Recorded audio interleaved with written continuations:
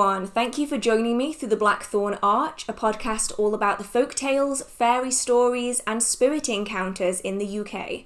My name is Hearth, spelt Hearth, and today we're going to be talking about the Peak District Mermaids and how on earth they managed to get all the way from the coast to the middle of England. For many of you listening, the thought of a mermaid may conjure up images of movies such as The Little Mermaid or Splash. Mermaids aren't real, are they? They're things from fiction and fantasy and fairy tale stories. They aren't real. But for a lot of people within England for a very long expanse of history, mermaids were very much real. They're a member of the water spirit category, a collection of spirits all surrounding oceans, ponds, pools, waterfalls. Some of them may help heal you, grant you wishes and gifts. Some may drag you down to a watery grave, depending on how they're feeling that day. And the stories that we're going to be talking about today very much fall into these categories. These are two water spirits, bound to a land that they do not belong due to traumatic circumstances. Our stories take place within the Peak District, a land of hills and valleys. It's a very beautiful place and very far from the coastline. So why would mermaids be in such a rural place? There isn't a coastline to be seen, it's the middle of England. The largest expanse of water you might find is a large pond, perhaps a small lake. There isn't much around that could house a mermaid, surely. And if you were passing through the area on foot or in a car, the only sighting of a mermaid you might see is an old pub, now being used as a holiday cottage, on a lonely stretch of road that is called the Mermaid. It seems a little out of place for the area, surely. It's rugged and rough, full of walkers and people who really enjoy the bad weather of England. And yet, it stands there, a solitary pub with a name that doesn't seem to fit the location. Now, if you're local to the area, you've likely heard the folk tales, the stories, and the rhymes. She calls on you to greet her, combing her dripping crown, and if you go to meet her, she'll up and pull you down. The occasional rhyme or song, a lonely pub in the middle of the wilderness called the Mermaid. These could all be passed up as simple coincidences until you start looking into the stories. What is it about the Peak District that makes it so special for mermaids? Why is it such a significant place? For those of you who are outside the UK, or are simply a little geographically challenged, don't worry, I'm just like you as well. I might have studied geography, doesn't mean I've retained a single bit of it throughout the years. The Peak District is a national park. It is absolutely beautiful. I've had the great fortune of visiting it myself. It is a very large area. It's around 555 square miles. That's 1,438 square kilometres for anyone who does use kilometres. And it covers an area in 4 different counties, including Staffordshire, Derbyshire, Cheshire and Yorkshire. It's a very rugged and rough place. Large expanses of treeless landscape dotted with deep, black pools of water, which is really why this place is so special for mermaids. The first mermaid is found in the Mermaids Pool, quite a fitting name.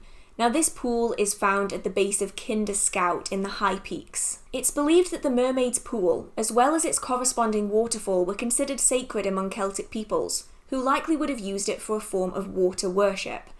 Now the main belief behind this is because both the pool and the waterfall have some very strange properties. The pool itself is actually salty, which is very odd for what should be a freshwater pool in the middle of England. And the waterfall appears to be flowing upstream on a windy day, and in some cases actually does. Now, although there are scientific reasons behind these two phenomena today, historically it must have been quite alarming to see a waterfall flow upstream.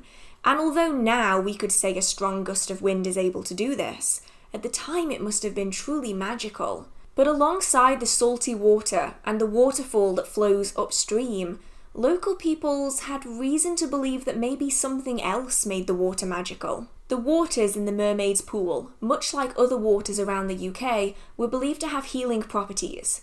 If you were brave enough to drink from it, or brazen enough to step foot within its cold, watery depths, you might be offered healing from what ails you. And if healing isn't quite strong enough, what about immortality? It is believed that if you were to approach the Mermaid's Pool at midnight on Easter, the mermaid would be present, and if she were to look fondly upon you, she may grant you with the gift of immortality.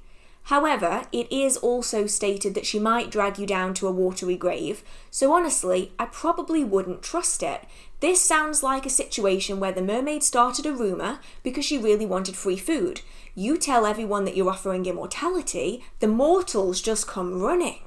This sounds like a genius ploy from the mermaid if you ask me. It's too good to be true, and it's pretty unclear as to whether anyone actually believed it, or whether people did try it and the mermaid did actually send them to a watery grave. It is important to note here that the origin story of the Mermaid's Pool mermaid has gotten lost over the years.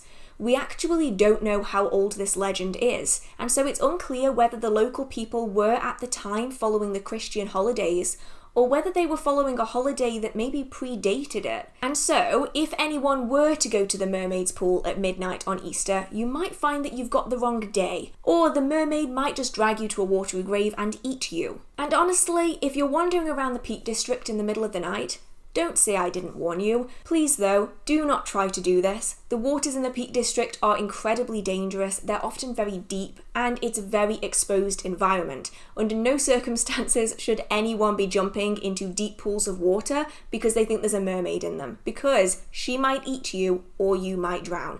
Either way, not a great outcome. So although the first mermaid story didn't really have an origin, our second mermaid story actually has two. This mermaid resides within Blackmere Pool at the southern western tip of the Staffordshire Peak District. It's about a mile away from the village of Longner. It's a really beautiful place. If you have the chance to walk it, it's well worth it. Though I wouldn't recommend taking a swim in Blackmere Pool. Now the pool is also known as Blackmere Pond, depending on who you're talking to, and it is a relatively large pond of very dark water. It's so dark that when you look at images of it or when you visit it, you can't really see anything in the water. It's just this puddle of blackness, which is one of the many reasons why historically it was believed to be bottomless. Now we actually know that this is not true. However, a black expanse of water where you could only see a few inches from the surface, I can understand why a lot of the local people did assume that it truly was a bottomless pit that held the spirit of a mermaid. Legends of this pool run deep within the communities. Children are still warned from going near it, though for obvious reasons, don't let a child near a large expanse of open water. Children love water and it's a dangerous combination. But it's not only children that are wary of it. It's said that animals won't drink from the water, birds refuse to fly over it, and you'll never see a bird sitting on top of it. There's something about this water that just makes animals uncomfortable, and humans alike. The first origin story is that of a love story. Hundreds of years ago, a sailor from the nearby town of Thorncliffe fell in love with a water nymph. They loved each other so much that they wanted to be together forever, and so not wanting to be parted from her, he brought her to the Peak District, where she made Blackmere Pool her home. They loved each other and spent time with each other until his untimely death. Racked with grief and anger that she was no longer able to return home, her spirit now haunts the pool where she disrupts the lives of animals and people that might come too close to her watery home. People say that you can hear her cries as she calls out to you, trying to lure you into her watery depths. Now, the second version of this story is a lot more sad, and sadly, it might be the most believable of them. It is said that a young woman rejected the advances of a man named Joshua Linnett. So angered by this rejection, he used his power and his status within the community to rally the townsfolk and convince them that she was actually a witch. So convinced by his statements and swayed by his power and influence, the townsfolk believed him. They brought the woman out to Blackmere Pool, where ultimately she was drowned. Now, it's unclear whether the drowning was part of the trial process to see if she was or wasn't a witch, or whether they simply decided to dispatch her regardless. Either way, the young woman was drowned. But the story doesn't end there. 3 days later, Joshua Linnett was found dead, face down in Blackmere Pool, his face scratched and bloody from what appeared to be claw marks. maybe fingernails. The local townsfolk were convinced that it was the spirit of this woman returning to torment the people that had done her wrong, that had caused her death. And she started with the main cause, Joshua Linnett. And it is said that her spirit still haunts the pool, still angered and frustrated about her untimely, unnecessary and cruel death. Now, over the years, there have been many sightings of this mermaid. However, the last sighting to have been taken truly seriously was in the mid-1800s, when several local men decided to take a trip to Blackmere Pool and find out whether it truly was bottomless. As they began to dig, attempting to drain the pool of its water, it is said that the mermaid rose from its depths, and she gave them an ultimatum. Either they stopped draining the pool and they left her be, or she would flood the nearby towns of Leek and Leekfrith. Frightened from her appearance and shocked by her words, the men turned around and left, leaving the pool behind them. And now, where they began to dig is actually where you can find a drainage system. So ultimately, they kind of did get their wish, because it turns out the pool isn't actually bottomless, though that doesn't mean it isn't deep open water. So please always be careful if you are going to go to Blackmere Pool. Make sure that you're always safe about it. Water is dangerous regardless of how large an expanse it is. And even if it isn't bottomless, I wouldn't risk drowning, and I also wouldn't risk being pulled down into the depths by a ghostly hand reaching out to you. It's rare that a full body apparition appears, of any spirit, especially a mermaid. However, in this instance, you often get partial apparitions. Many people have said that they have seen a ghostly hand reaching out of the water attempting to beckon people into its watery depths. And to this day, people still talk about the mermaid in Blackmere Pool. It's almost become a boogeyman type story, warning children to stay away from pools of deep water, and hopefully it does a good job. So those are the stories of the mermaids trapped within the Peak District, trapped in a place they don't belong.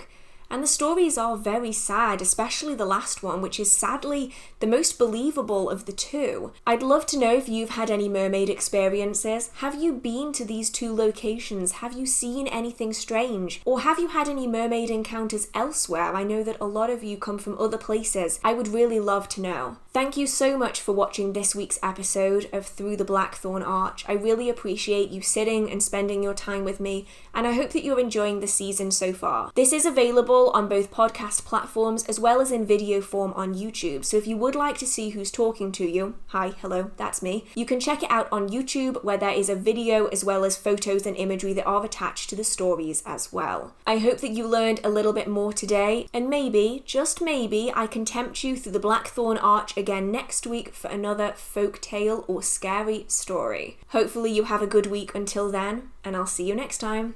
Bye!